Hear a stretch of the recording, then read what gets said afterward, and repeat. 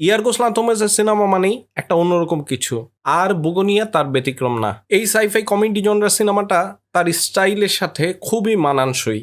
বুগোনিয়া যে গল্পটা সেটা একটু অন্যরকম। কনস্পিরেসি থিওরিতে বিশ্বাস করা দুই ভাই টেডি এবং ডন, তারা মনে করে তাদের শহরের সবচেয়ে পাওয়ারফুল ফার্মাসিউটিক্যালের সিইও মিশেল ফুলার, সে একজন এলিয়ান, আর সে এই পৃথিবীটাকে ধ্বংস করে দিতে চায়। এটা তার একটা মিশন, আর এ কারণে ফুলারকে দুই ভাই কিডন্যাপ করে। এটা শুনতে কেমন জানি একটু হাস্যকর মনে হচ্ছে, তাই না?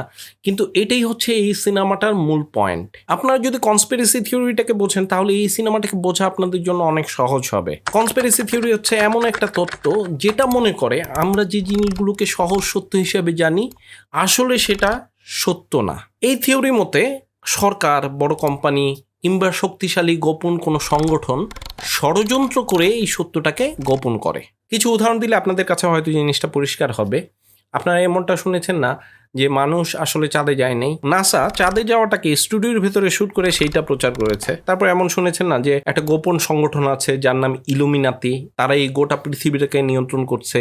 আর এগুলাই হচ্ছে কিছু জনপ্রিয় কনস্পিরেসি থিওরির উদাহরণ। তো মডার্ন সোসাইটিতে কর্পোরেট কালচার আর কনস্পিরেসি থিওরির প্রতি মানুষের যে অবসেশন, সেটাকেই খুব শার্পলি স্যাটারিক্যাল ভাবে উপস্থাপন করা হয়েছে বুগোনিয়া সিনেমাটাতে। আপনি যদি আনকনভেনশনাল এবং উইয়ার্ড সিনেমা পছন্দ করেন আর ইয়ার্গোস লান্থিমোসের আপনি যদি ফ্যান হন, তাহলে এই সিনেমাটা অবশ্যই আপনার দেখা উচিত।